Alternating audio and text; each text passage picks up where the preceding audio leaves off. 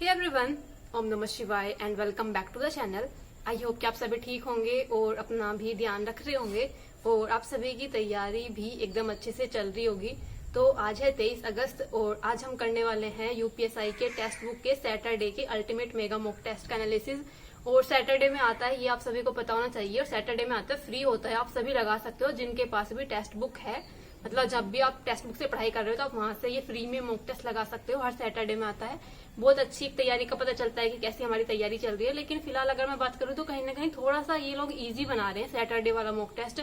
जो इनके जो नॉर्मल मॉक टेस्ट है वो इतने आसान नहीं है, लेकिन जो ये सैटरडे वाला मॉक टेस्ट बना रहे हैं ये थोड़ा सा आसान बना रहे हैं जानबूझकर ही।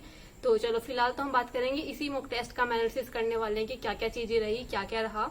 तो स्कोर थोड़ा सा इम्प्रूव हुआ। कहीं ना कहीं मुझे लगता है कि शायद जीके जीएस आज डिफिकल्ट आई हुई थी, लेकिन मेरे फिर भी थोड़े सही क्वेश्चन बने हैं। तो मुझे लगता है कि जीके जीएस अगर मुझे डिफिकल्ट लगी थी यानी कि डिफिकल्ट थी वो, लेकिन स्कोर इंक्रीज हुआ है तो यानी कि तुक्के लगे होंगे। शायद 3-4 क्वेश्चन में मेरे तुक्के लग गए होंगे, इसलिए मेरी इंक्रीज हुई है। क्योंकि जब मैं क्वेश्चन कर रही थी तो मुझे वो डिफिकल्ट लग रहे थे, उसके बाद भी स्कोर बनना तो यानी कि थोड़ा बहुत मेरे क्वेश्चन जो है तुक्के से बने होंगे। और हिंदी तो नॉर्मल थी क्योंकि हिंदी फिलहाल मैं पढ़ रही हूँ। बाकी अभी मैं मैथ और रीजनिंग मैंने स्किप कर रखी है, हिंदी और जीके जीएस चल रही है साथ में। तो हिंदी पढ़ रही हूँ तो शायद इस वजह से हिंदी में थोड़ा सा स्कोर जो है इंक्रीज हुआ है। और लकीली आज मैं जो चैप्टर पढ़ रही थी ना, वर्तनी वाला चैप्टर पढ़ रही हूँ, तो उससे क्वेश्चन आया था, आप सभी को याद होगा, वो याज्ञवल्क्य वाला क्वेश्चन। तो वो मेरा बिल्कुल वही डिट्टो क्वेश्चन वही था, बुक के अंदर वही मैं पढ़ रही थी। तो आज वही पूरा चैप्टर किया था, उसी में से क्वेश्चन बन गया था। तो इसलिए हिंदी में तो मेरा स्कोर थोड़ा आज ठीक रहा है, जीके जीएस में ठीक रहा है, लेकिन मुझे लगता है कि शायद उसमें तुक्के से ठीक हुआ होगा। लेकिन हिंदी में मुझे लगता है हाँ मेरी खुद की मेहनत है। और रही बात रीजनिंग की, और अगर मैं इसकी बात करूं जो कि मैथ वाला पार्ट है, तो इन दोनों में कहीं ना कहीं अगर मैं बात करूं, रीजनिंग एक नॉर्मल सी थी, कुछ डिफिकल्ट ज्यादा नहीं थी। जो क्वेश्चन गलत हुए वो मेरे पूर्व धारणा वाले ये टाइप के क्वेश्चन गलत है। और मैथ थोड़ी आज आसान ही थी, कहीं ना कहीं मैथ ठीक थी। मुझे लगता है कि शायद पेपर में ऐसे ही मैथ आनी चाहिए, क्योंकि अगर 2 घंटे के अंदर हमें ये पेपर करना है ना, वो भी ऑफलाइन मोड में, अगर ये पेपर करना है तो मैथ का लेवल यही रहना चाहिए। अगर इससे मैथ का लेवल इन्होंने अप किया ना, तो 2 घंटे के अंदर क्वेश्चन कर पाना पॉसिबल नहीं लगता। मुझे तो बिल्कुल नहीं लगता कि 2 घंटे के अंदर हम क्वेश्चन कर पाएंगे अगर इस टाइप के क्वेश्चन नहीं रहे, अलग डिफिकल्ट लेवल के रहे या 2017 वाले रहे। क्योंकि ऑनलाइन होगा तो फिर भी हम कर पाते इतने टाइम के अंदर, लेकिन ऑफलाइन में थोड़ा सा मुश्किल रहता है। तो फिलहाल इसी मॉक टेस्ट का एनालिसिस करेंगे कि क्या क्या स्कोर रहा, किस सब्जेक्ट में क्या रहा। और आप सभी अपना स्कोर बताना मत बोलना, सभी अपना स्कोर बता देना कि आप सभी का स्कोर क्या रहा है। उससे पहले वीडियो में आगे बढ़ने से पहले मैं आप सभी को एक बुक के बारे में बता दूं। जितने भी लोग जीके जीएस के बारे में पूछते रहते हैं, तो आप सभी ने खान सर का नाम तो सुना ही होगा और पॉकेट जीके का नाम भी जरूर सुना होगा। अगर आप किसी भी एग्जाम की तैयारी कर रहे हो तो पॉकेट जीके की जो खान सर की बुक है, आरबीडी पब्लिकेशन के द्वारा प्रकाशित है। तो बुक बहुत अच्छी है। कहीं ना कहीं मैं आप सभी को बताऊं ना, इस बुक के अंदर कंटेंट क्या है। इस बुक के अंदर जितना भी आपका प्राचीन इतिहास है, मध्यकालीन इतिहास, आधुनिक इतिहास, सभी रखा गया। सबसे अच्छा जो पार्ट मुझे लगा इसके अंदर की वर्ल्ड की ज्योग्राफी भी है और भारत इंडिया की ज्योग्राफी भी है। सब अगर मैं बात करूँ ना, इस बुक के अंदर आपको मैथ और रीजनिंग के अलावा इन 2 सब्जेक्ट को हटाकर जितना भी जीके जीएस में पार्ट बचता है ना, चाहे उसके अंदर आपका कंप्यूटर हो, चाहे उसके अंदर आपका मतलब रासायनिक विज्ञान हो, केमिस्ट्री हो, फिजिक्स हो, बायोलॉजी हो, और मतलब जितना भी आपका कंप्यूटर वाला पार्ट भी आएगा इसके अंदर, और जितना भी भूगोल हो गया आपका, सारी हिस्ट्री वगैरह। अगर आप किसी भी एग्जाम की तैयारी कर रहे हो, किसी भी वनडे एग्जाम की तैयारी कर रहे हो, एसएससी की तैयारी कर रहे हो, या फिर आप यूपीएसआई की, फिलहाल जो करंट में जो वैकेंसी आई हुई है वो यूपीएसआई की ही आई हुई है। और मुझे पता है काफी सारे लोग यूपीएसआई की अभी फिलहाल तैयारी कर रहे हैं, तो यूपीएसआई के लिए भी बहुत बेस्ट बुक रहने वाली है जीके जीएस के लिए। आप इसमें किसी भी एग्जाम की आप तैयारी कर रहे हो, उस एग्जाम के लिए इस बुक को यूज कर सकते हो। बहुत ही बढ़िया कंटेंट है और ऐसे भी आप सभी को पता है खान सर कितना अच्छा पढ़ाते हैं, तो इसमें तो कोई डाउट ही नहीं है। बुक का जो लिंक होगा मैं डिस्क्रिप्शन बॉक्स में लगा दूंगी, वहां से जाकर आप इस बुक को परचेज कर सकते हो। तो बुक तो बहुत ही सही है। और रही बात, अगर आपको कोई क्वेश्चन हो तो बता देना। और जिन भी लोगों को प्राइस की टेंशन रहती है, तो ये बुक बहुत ज्यादा महंगी नहीं है, आप सभी को पता है। जिस तरह से खान सर के कोर्स भी थोड़े सस्ते रहते हैं, तो सर की बुक भी उसी तरह से है। इस बुक के मतलब इस प्राइस के अंदर मोस्टली मुझे लगता है सभी लोग इस बुक को परचेज कर सकते हैं। तो बुक मैंने बता दिया, बुक के बारे में बता दिया। कोई क्वेश्चन हो तो बुक से रिलेटेड प्लीज आप कमेंट कर सकते हो। तो फिलहाल बात करते हैं, चलो मॉक टेस्ट का एनालिसिस स्टार्ट करते हैं कि किस सब्जेक्ट में क्या क्या स्कोर रहा, कौन कौन से क्वेश्चन गलत हुए। 1-2 क्वेश्चन है जो मुझे आप सभी से पूछने। एक क्वेश्चन था मैथ का जो मुझे नहीं हो रहा था और जो मैंने किया भी नहीं, क्योंकि मेरा टारगेट वही था। मैं सोच रही थी कि 15 मिनट पहले अपना मॉक टेस्ट सबमिट करूं, लेकिन 15 तो नहीं, मेरा 1 मिनट एक्स्ट्रा लग गया था। मैं 14 मिनट में सबमिट किया था मैंने। 1 मिनट क्वेश्चन करते करते पता ही नहीं चला कि कब में 15 मिनट मेरी कंप्लीट हो गई, मतलब 15 मिनट निकल जाती।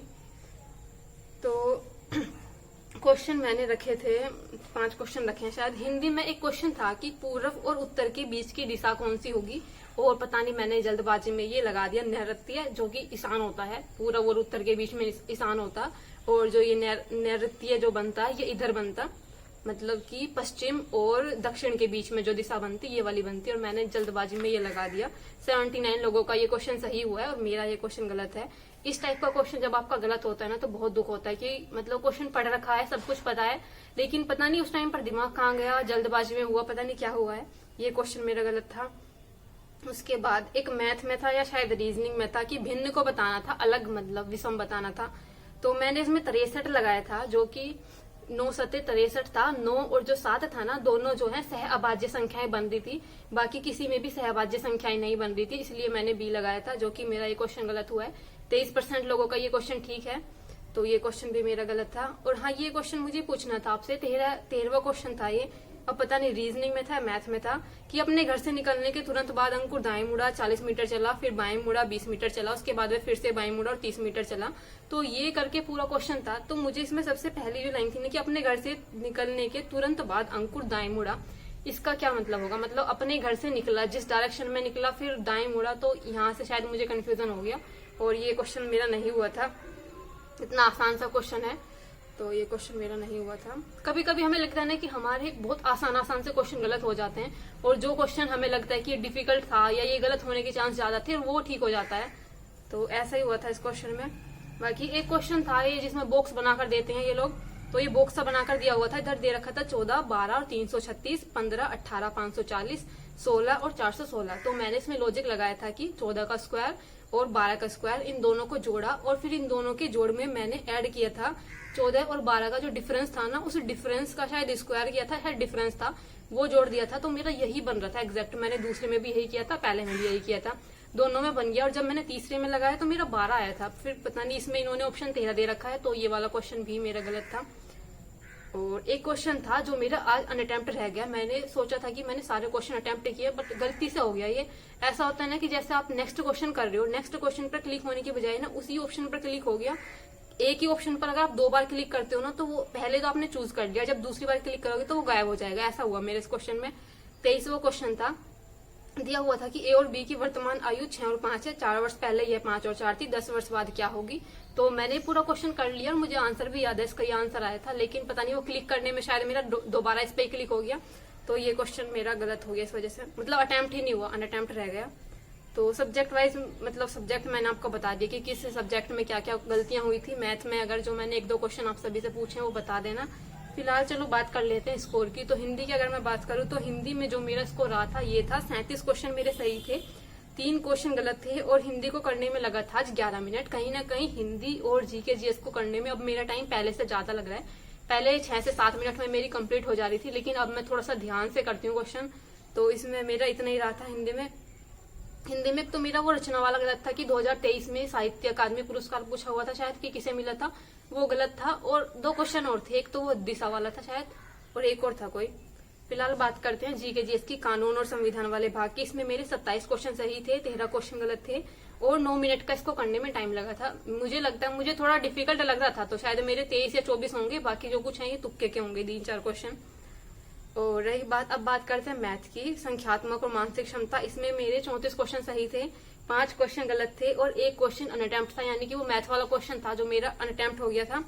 और इसमें जो मेरा टाइम लगा था ये लगा था 53 मिनट। पता नहीं मैथ में तो मेरा टाइम कम होने का नाम ही नहीं ले रहा, हमेशा 50 से ऊपर ही रहता है टाइम। तो ठीक है, कोशिश कर रहे हैं, पर पूरी कोशिश है कि कम हो जाए जल्दी। और रीजनिंग की अगर मैं बात करूं तो रीजनिंग में मेरे 33 क्वेश्चन सही थे, 7 क्वेश्चन गलत थे, 27 मिनट लगे थे इन सारे क्वेश्चन को करने में। रीजनिंग में गलतियां ज्यादा हो गई थी, पता नहीं कैसे हुई है, क्योंकि रीजनिंग इतनी डिफिकल्ट नहीं थी कि 27 गलत करो आप, तो रीजनिंग में थोड़ा सा स्कोर कम हो गया।